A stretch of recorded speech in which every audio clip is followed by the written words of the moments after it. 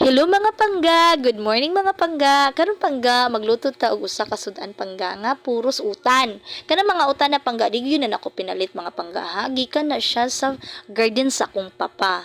So gagmadyon lang jud siya pero okay ra na oy makasuwa na na. So kanang miga sardines ang akong isagol pangga kay nga no mahal ang isda.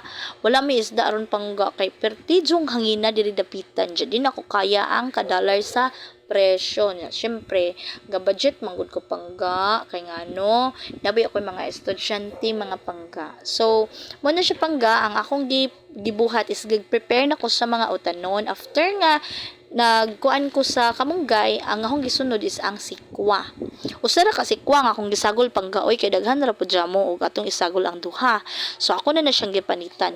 Ingon sila mga pangga ang sikwa kuno nga bata-bata pa. Pwede ra kuno dili si Japanitan kun dili imo ra siyang kiskisan, sorry.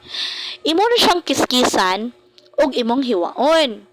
Nga kay lahi man ko mga pangga kay ako man jud na siyang hugasan tapos panitan unja atong hiwaon. So after mga pangga ang talong na pud ang akong gihiwa-hiwa kay para maapil pud nato siya sa atong sudan nga lamian. So kani ding akong lutuon ng mga pangga pwede ni siya parisa nato ginamos nga pusan og sili ug pwede pud ta magprito og bulad. So mga pangga gahinay-hinay na jud ko ana mga pangga ugan kay wa pa jud may mga pamahaw mga pangga sa udto na ba mga nana jud sa mga oras alas 7:30 dyan na ba jud koy batang gamay. So mga pangga gapainit nako og oil sa kalaha and gigisa na nako ang bombay og alahos.